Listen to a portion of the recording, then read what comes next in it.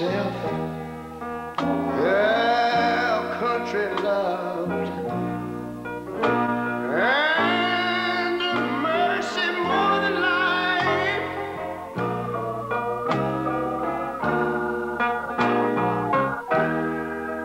America, America, make God thy gold refine, till all success be nobleness, and ever again divine. And you know, when I was in school, we used to sing it something like this. Listen here. Oh, beauty vast, spacious skies, far amber waves of grain,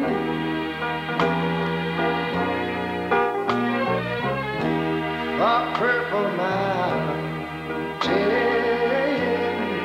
majesties, above the fruited plain. Well, now wait a minute.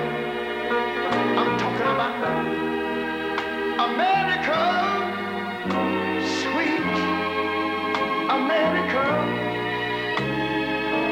You know, God done shed his grace on thee. He crowned our good. Yes, he did. Heavy brotherhood from sea to shining sea. You know, I wish I had somebody to help me sing this. America, I love you, America. You see, my God, he's done shed his grace on thee. And you ought to love him for it, because he crowned my good. He told me he would. Every brotherhood from sea to shining sea. Oh, Lord, I thank you, Lord.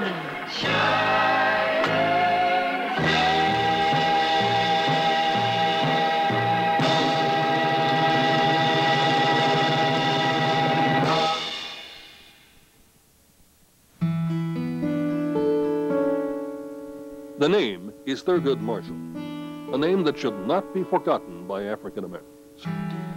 He was born in Baltimore, Maryland on July 2nd, 1908, the great-grandson of Thurgood, who was captured in the Congo and brought to Maryland as a slave. Thurgood is said to have won his freedom through his rebellious nature, a trait that was inherited by his descendants. Nowhere was this more evident than in Thurgood's father, who taught him how to argue and challenge the logic of every point. Thurgood may have started arguing with his father, but he would soon be arguing with the entire country. After graduation from high school, Thurgood enrolled in Lincoln University, an all-black institution in Oxford, Pennsylvania. He began his studies with dentistry, soon changed to pre-law. His graduation from Lincoln was with honors. And in 1930, he applied to Howard University, was accepted, earned his law degree, and graduated first in his class. It was Marshall whose efforts as a lawyer profoundly awakened this nation to a fact of American life. While this nation bragged about its constitutional protections, many of the most fundamental were not applied to black Americans. As a law student at Howard University, Marshall became convinced that equal education for blacks would be essential to their equality as citizens. Later, he would lay the groundwork for the eventual desegregation of all schools. Since 1896, under the Supreme Court case of Plessy versus Ferguson, the law was that if public facilities were equal, separation between the races was legal. But Marshall understood well that the reality was that separate in this nation has never been equal. The opportunity to dispel the myth of separate but equal came as the result of Brown versus the Board of Education. with Marshall arguing for the NAACP. His arguments were so persuasive to the Supreme Court that it voted unanimously that separate but equal was no longer to be the law of the land. Brown versus the Board of Education was a momentous victory for the civil rights struggle, but the experiences in Marshall's life were preparing him for even greater achievements. While a student at Lincoln University, Marshall met and became friends with fellow students Kwame Nkrumah and Tom Mboya.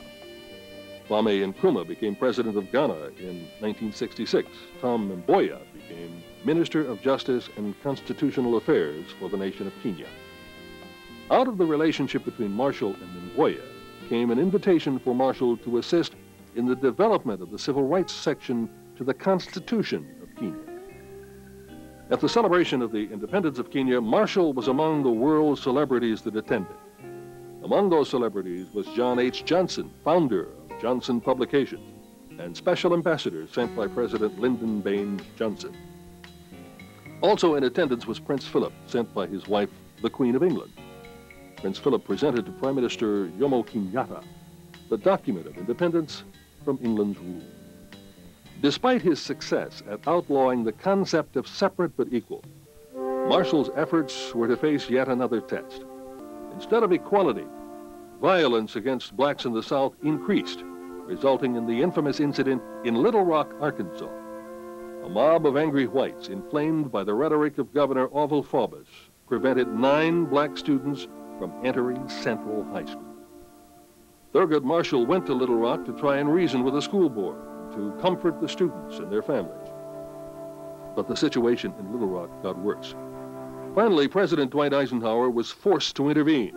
I have today issued an executive order directing the use of troops under federal authority to aid in the execution of federal law at Little Rock, Arkansas.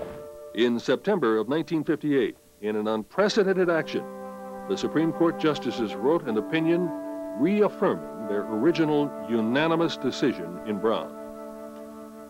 History-making legal battle was only one side of this man called Marshall. Another was the side that loved and enjoyed his 2 sons, Thurgood Jr., John, and his wife, Cecilia. In July of 1965, at the twilight of his legal career, President Lyndon Johnson nominated him Solicitor General. As the Solicitor General, Marshall would argue the government's cases before the Supreme Court. Not only did Johnson respect the work that Marshall had done throughout his life, but he liked the man personally.